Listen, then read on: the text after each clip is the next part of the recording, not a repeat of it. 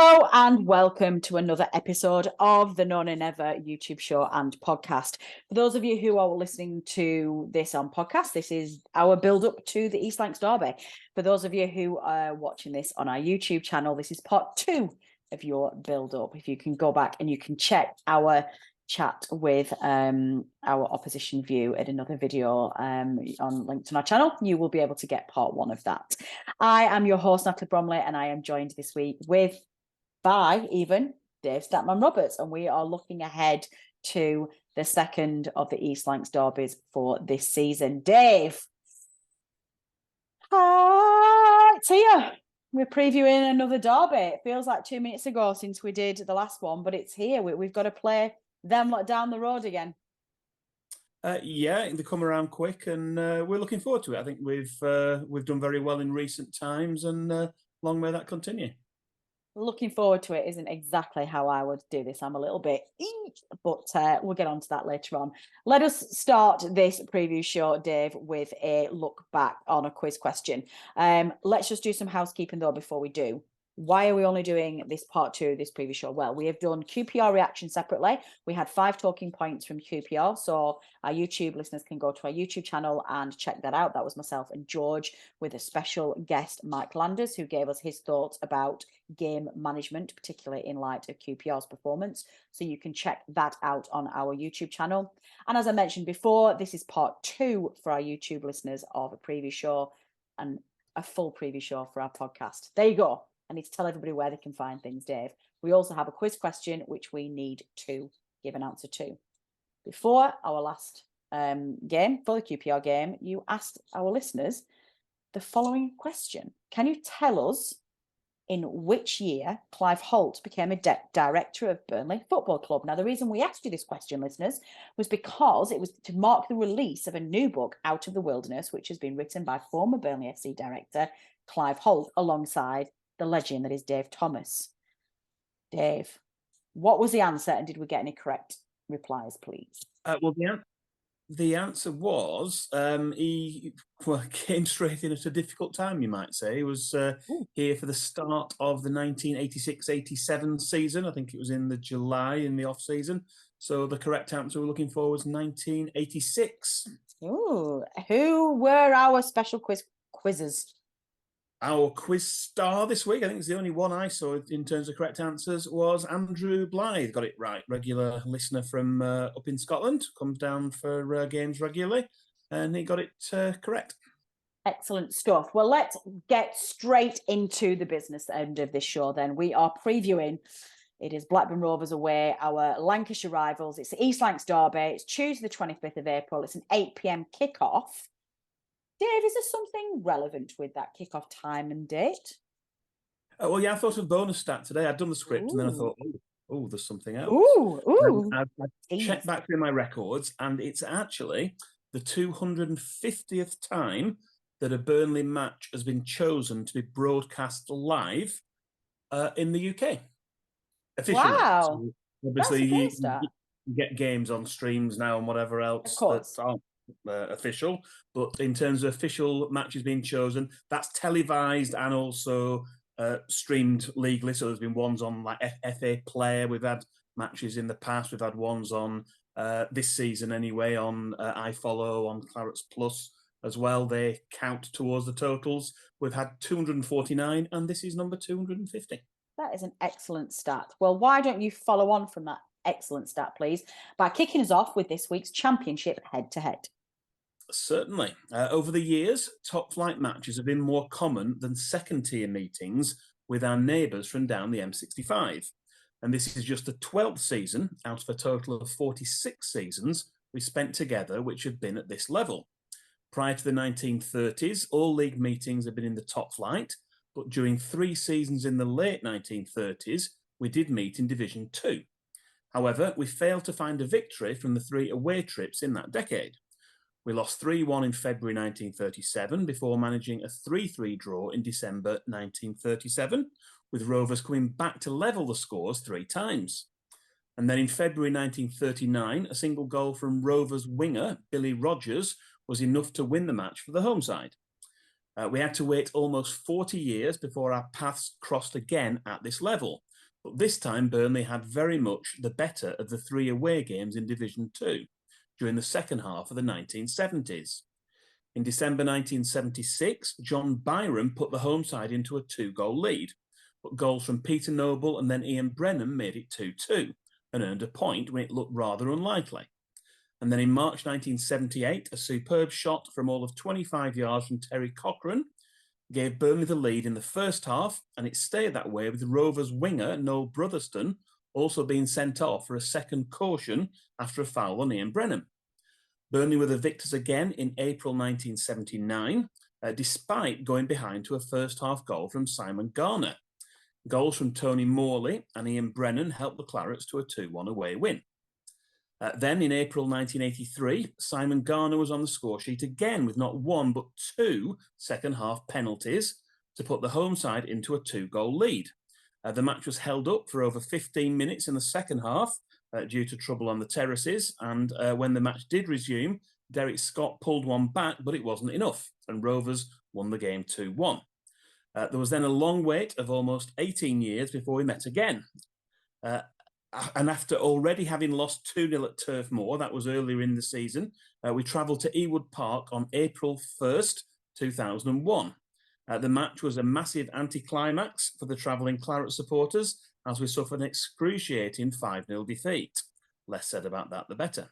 There was one season together in the Premier League in 2009-10, but by the time we travelled to Ewood Park again at this level, that was in March 2013, Sean Dyche was the Burnley manager.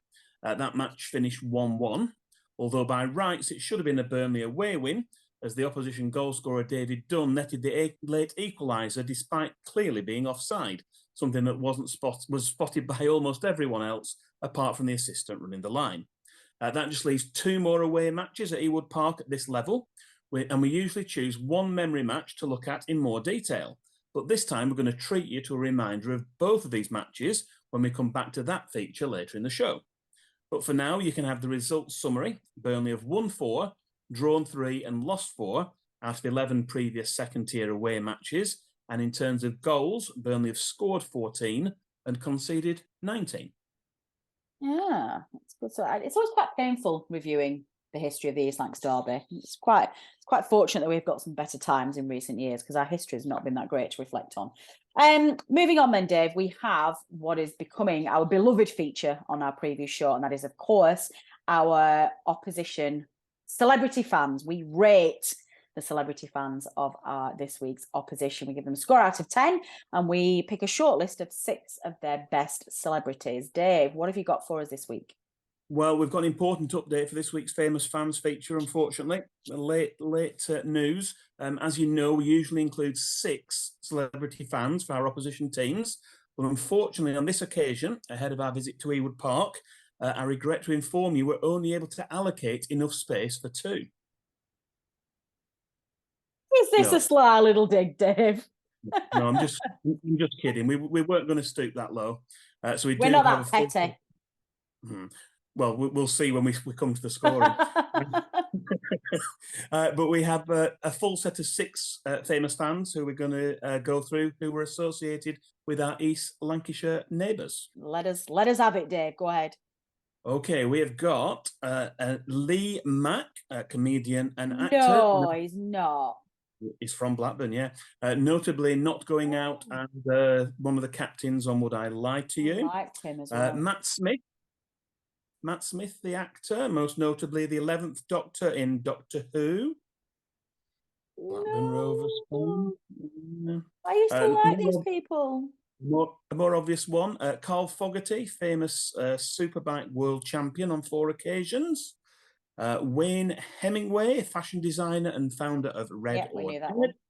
And then to balance things out a bit, we had a Conservative politician who was one of our Celebrity Fans of the Week last week when we did it. We've got 2 more from 2 different parties this week. We have got Tim Farron, who's Liberal Democrat MP, former leader, and he's the Westmoreland and Lonsdale MP since 2005. and also Jack Straw, Labour or former Labour MP. He was Labour MP for Blackburn from 1979 to 2015 and a former Home Secretary. That's an annoyingly good list. I want to be petty and give them one, but that's a really annoyingly good list. What did our team say? What kind of scores did we get from our analysts? We had the full gamut right through from 1 to 7, I think. Yeah, that doesn't help me moderate it, does it? What would you give them, Dave? Being fair about it, I would say probably about 6.5. That would be my score. Okay. I'm not fair, and I am that petty. I'm going to give them 1. So there you go. Moderated down to 1. You can come at me all you want. That is not giving you any points. Blackburn Rovers, your celebrity fans are rubbish, and we give you 1 out of 10. Moving on. Dave, memory match, please. You've already teased us as you tend to do in this feature. What have you picked for our memory match this week? Well, as we say, it's not memory match this week, but memory matches. As we mentioned earlier, there's 2 featured memory matches this time ahead of Tuesday's East Lancashire derby. So we're going to take a look back to Burnley's 2 previous seasons in the Championship, both of which ended with promotion, and both of which saw the Clarets earn memorable away wins at Ewood Park. Yes. In 2013-14, the match took place on the 9th of March 2014 and didn't go completely to plan at first. No. Things did not look promising when the home side took the lead through Jordan Rhodes in the 24th minute. And although it stayed that way until the break, the same player could have doubled the lead early in the second half, but his shot came back off the post. As the game went on, Burnley got more into it. And after 73 minutes, Ross Wallace's floated free kick into the box was bravely headed past Paul Robinson by the skipper, Jason Shackle, to level the scores. But the best was still to come, as further pressure in the attacking third eventually resulted in a chance for Danny Ings, who finished with a low shot to put the Clarets 2-1 up after 79 minutes. We saw out the final 10 minutes and stoppage time to ensure a memorable win, which was worth the wait and sent a sold-out allocation of 4,540 travelling fans home happy on the bus convoy. The next time we're in the Championship, that was in 2015-16. The match at Ewood Park was earlier on in the season. That was on the 24th of October 2015. It was a cagey game and there wasn't too much in it. But just after the hour mark, a free kick was played into the box by David Jones. And after Ben Mee had fluffed his shot, he was still able to play it back to who else? Scott Arfield, whose well-placed shot found the net past Jason Steele. This was at the far side of the ground, away from the Burnley supporters, so he ran the full length of the pitch to celebrate in front of 4,723 visiting Clarets fans in the Darwin end. We saw out the last half hour for a well-earned 1-0 victory. Since then, we've also met in an away tie in the League Cup in September 2017, a match we won comfortably 2-0 with first-half goals from Jack Cork and Robbie Brady, despite the distraction of some unsavoury pitch invasions from individuals purporting to be home fans. Along with 2 recent Championship wins that we've mentioned, this result completes a hat-trick of victories in our 3 most recent visits to Ewood Park. Love it. They are excellent memory matches. Thank you, Dave. Okay, moving on, Dave. Referee, who is that for this week, please? Who's going to be taming this Lancashire hot pot? We've got Tim Robinson of Bognor Regis in West Sussex. He's been handed the task of keeping order in the East Lancashire derby at Ewood Park on Tuesday. He's been somewhat of a lucky omen for us in the past, and we've won all 5 of the previous Burnley matches he's taken charge of, as well as home wins over Rotherham and Newcastle in 2016 and 2019 respectively. He's refereed 3 of our away matches this season. We won the first 2 of those by the same scoreline, 4-2. They were at Sunderland in the league and also Bournemouth in the FA Cup. And he was also in charge for the 3-1 win at Hull City last month. There have been no red cards in any of his previous Burnley games, but overall this season he's sent off 7 players and awarded 6 penalties. That's in 38 matches to date in all competitions. Good stuff. Now, going into the game then tomorrow night, Dave, I'm feeling a little bit nervous. I'm not going to lie. I feel like I feel like I'm at the stage where it wouldn't surprise me if we absolutely batter them. Wouldn't surprise me if they beat us. Wouldn't surprise me if we end up with a 0-0 draw. There's definitely been, well, for those of you who have seen the QPR reaction, the chat that myself and George had, we're trying to figure out whether or not it's a drop of intensity or whether or not it's maybe a lack of cohesion in the squad, with the squad being rotated as much as it has. But we're certainly not performing at the peak that we were at the point that we won the title away at Borough. Are you worried about the derby, Dave? Do you think we're going to step it up? Do you think we can step it up? Do you think this is a prime chance for Blackburn to beat us, bearing in mind that they're becoming very vulnerable as well, particularly to late goals? How are you feeling ahead of this game? I think they've got a lot more to lose than we have. They're going to be a lot more nervous about it. I think there will be the crowd will be a factor. I think if we had 5,000-6,000 Burnley fans there, that would have a bearing on it. The fact there's only 2,000 there, I'm sure that everyone that's there will make noise enough for 2 or 3 who can't be there. But it still will make a difference. I think having only 2,000, they've done that to. They've done it deliberately, of course they have. Yeah, of course they've taken a financial hit, but it may work out in their favour. But I think on the balance of it, I think we are good enough to do the double over them. It won't be easy. I think it'll be a cagey game. I don't think it'll be too open, and I think that hopefully in the end we'll have enough for them and we'll be able to complete that double and also get a 4th consecutive away win, which would be incredible. Yeah, that would be good. And also, of course, one win and we lift the title. And obviously the romantic side of us, all of us want desperately to have to lift the cup, lift the title, away at Ewood. That would be some sickener for them, and it would be very sweet for us. We won't lift the cup, will we? The trophy won't be there. Trophy. No, as in we'll get the title. Metaphorically speaking, yes, Dave, you're correct. But we'll be crowned. Yeah, we'll win the league tomorrow night when we're there. That's probably a better way of putting it. You're right. Bearing that in mind, surely he goes with his strongest team. I know he's been tinkering, but he won't risk this, will he? I don't think there'll be too many changes. I think he'll look at the side that played on Saturday. The first half, there wasn't too much wrong other than not putting the ball in the back of the net, the number of chances we created, but there wasn't the intensity in the second half. So they need to be wary of that. Maybe he makes 1 or 2 changes to try and meld that together and try and get a stronger start. I'm not sure.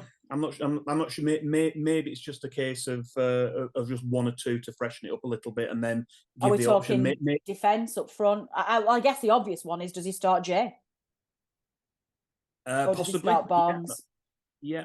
Yeah, I'm really torn with that. I feel like Jay missed the first one. I feel like Jay absolutely has to be given a chance at some point. Yeah, it's a difficult one. Do we bring Foster back? He was missing completely at the weekend. You know, how far is Ekdal from being back again? Does he get, with being away from home, do we get Cullen, Court and Brownhill in midfield? There's some real selection headaches there. I don't care which formation it does. If we've got everybody available apart from Nathan Teller, which, let's be honest, is a huge loss, just put your strongest side out for the love of God, please. Just don't mess it up. Don't tarnish the season by playing a weakened side and handing them an easy victory. That wouldn't be too comfortable. Bearing that in mind then, Dave, what prediction are you going to give us score-wise? I was going to say just before that, it was interesting looking at the pre-match press conference today. Vincent Kompany was asked something along the lines of, is it going to be difficult, the fact that they're looking for points to get back into the playoff places? And his answer was something along the lines of, no one wants points as much as I do, basically, was the gist of his answer. So I don't think that his hunger for perfection and is diminished. And I think that in terms of this game and also the remaining 2 games, we're not going to be on the beach. We're going to be pushing for, well, we can still get 100 points, can't we? Still go over the 100 points mark if we get 3 wins in the last 3 games. Yeah, so 101's our maximum now we can get, isn't it? Yeah. But I mean, I think there is an argument as well, and this was said also, that there was a case of playing the occasion, trying to play to win the title rather than trying to win. Yeah, maybe a little bit. So that's more of a mentality thing, isn't it? For the players, they've got to be focused inexperience, maybe. Little bit, perhaps. Yeah, I mean, you can't criticise the players too much because in terms of where they've come to through the season, that might have been happening to other teams in January, February, and it certainly wasn't happening to us around that time. So we're winning every game coming. But yeah, it just needs that little bit of a snap to say, right, this is it now. This is the way we're going to approach it, and I'm sure that's the way they'll go out on Tuesday night. In terms of scores, I think it'll be a Burnley win. I think it'll be a narrow win. I'd probably go 2-1. 2-1 to Burnley. Interestingly, I don't think we'll concede. I think we'll, when we've conceded silly goals this season, we've tended to really step it up afterwards and get very, very stingy in our goals that we've conceded. So I'm going to say it's going to be a nervy 2-0 victory. I think it's going to be 1-0 for most of the game. And I think we will catch them for a second as they're desperately trying to get an equaliser. So I think that's how that's going to go. Listeners, you know the score by now. You know the score. Tell us the score. You know the drill. Please let us know what your score predictions are ahead of the game. Dave, there's just time then for you, please, to treat our listeners to another little Easter egg, please. Can you dive deep into those pockets of yours and let our listeners have your miscellaneous stat of the week? Yeah, this week's stat of the week is Saturday's defeat to QPR was the first time that Burnley had lost a match at Turf Moor since Vincent Kompany was appointed as manager last summer. Prior to this weekend, we'd won 18 and drawn 6 of the first 24 home games of the VK era in all competitions. No other Burnley manager has ever lasted until home game 25 before suffering their first loss at Turf Moor. It was also Burnley's first defeat at Turf Moor in the Championship since the start of December 2015, when Preston North End were the winners by a 2-0 scoreline. That loss kick-started a sequence of 34 matches unbeaten, 24 wins and 10 draws in the Championship across the 2015-16 season and the current campaign. Lovely, lovely stuff. That just leaves us then with a quiz question. What are you going to set for our lovely listeners, please, for this preview show? Right, we touched on this earlier in terms of consecutive wins. We've said already the Clarets have won on all of our last 3 visits to Ewood Park in all competitions. That was in the Championship in 2014 and 2015, and in the Carabao Cup in 2017.